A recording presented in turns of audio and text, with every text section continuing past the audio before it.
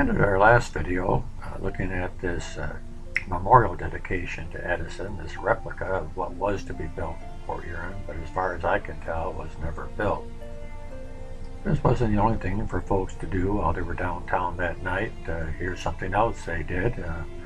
Don't ask me what it is, I have no idea, but the folks seem to be enjoying looking at it. And we can see a portrait of Edison in the background.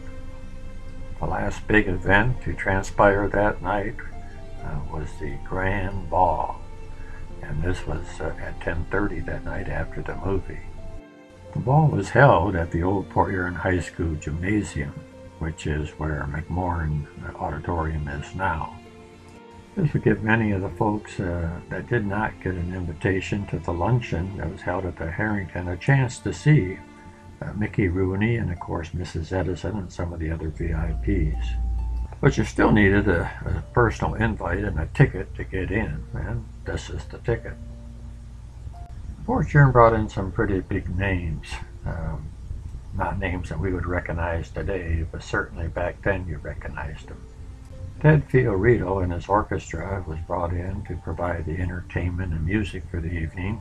He had a 16-piece orchestra, and of course he had, back then, he had records cut. Here's one of them. Just one of those things. And his singer for that evening was Noveline Payne. Someone else that entertained for the night was Candy Candido. He was a part of the Ted Fiorito's orchestra, and he was a musician, as you can see here. He was a comedian, he was a dancer, he had many talents. Candy did hundreds of voiceovers for Walt Disney Studios and other studios as well. And after Lou Costello died of Bud Abbott and Lou Costello fame, he took Lou Costello's place as a part of the comedy team. I want to try to give you a feel of what the people experienced that night, what they heard and what they saw, if I can. Let's start off with the Ted Fiorito's orchestra.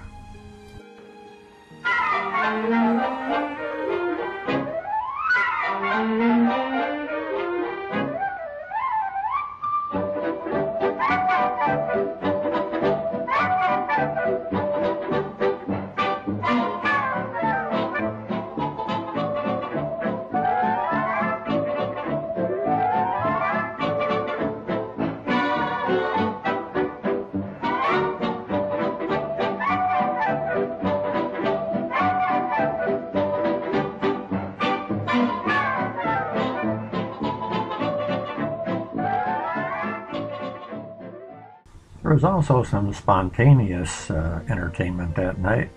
Mickey Rooney sat in on the drums in the orchestra and did a pretty good number.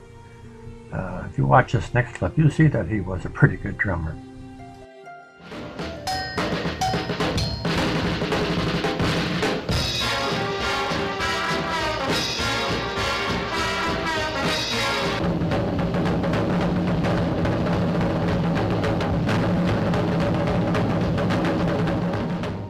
This wasn't the only entertainment that Mickey provided that night. He also liked to do imitations, and here he's doing an imitation of Lionel Barrymore. If you're thinking he looks familiar, you probably remember seeing him as Mr. Potter in It's a Wonderful Life. I think Mickey had the facial expression down pretty good. In this next film clip, you'll see the comedy and the singing of Candy Candido. And he's the fellow that you see there with the big bass in the background. And then the fellow at the microphone is Bud Abbott, who will later become his partner. And over Bud's left shoulder, you see the orchestra leader. This would have been pretty much what the folks there at the ball would have seen. The music stands would have been the same. This is his normal stand that he had, the TF on the front of them all. The bass drum, I think, had his picture on it. But everything would be pretty much as you would see it back in 1940, except that Bud Abbott wasn't there. But you'll get an idea of the comedy of Candy Candido. Gentlemen, we have received an overwhelming demand from 2 busboys and an assistant dishwasher to present to this charming audience this evening a member of the Ted Fiorita Orchestra. There he stands. Come, my charming little gnome. Come, you lovely little fellow. Come to me. Ladies and gentlemen, this is Candy Candido. You know, you are a miserable-looking object of humanity. Are you standing in a hole? Look at that suit. Looks like one of the bundles that Britain refused. What a face. Is that your original face or a retread? Candy will now sing for you. This will ruin everything. Now, you see, I've put you in right with the audience. Now it's up to you to make good, Candy. There you are.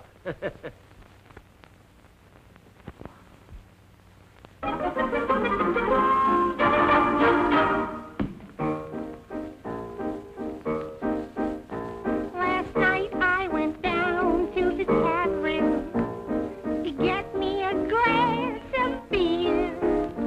And when I sat down at the table, a man came over and said, "Dear, won't you come over my table, and I'll buy you beer by the can." I made my mistake last night when I drank 7 beers with the wrong kind of man."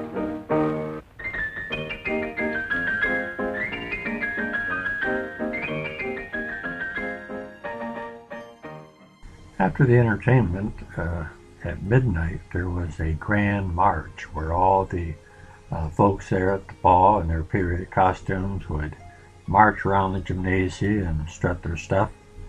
And before that, they would sing songs, and they even passed out these sheets with the different songs of that time period on them so they could sing. And you know what? I still like these songs. After an appearance at the Edison Day Ball, where he entertained the crowd at the drums and piano and gave his famous impersonations of Gable and Lionel Barrymore, Mickey snatched a bite in the Joy King Cafe. Strickland, Peterson, and Jimmy Rooney thought Mickey would follow them directly to the Grand Trunk station. But Mickey was hungry. He entered the restaurant about 1:15 a.m.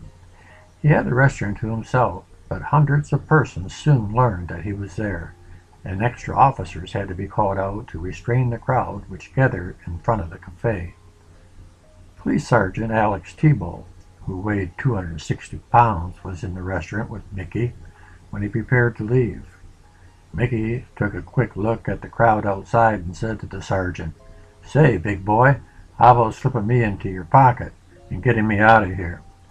Surrounded by police, he was hustled into a state police patrol car and rushed to meet his train. His biggest day was over. Something I didn't realize until I started researching this is this Sergeant Alex Tebow. He was my uncle, actually my great uncle, my grandmother's brother. I never realized that he had this run-in with Mickey Rooney, so you learn something new every day.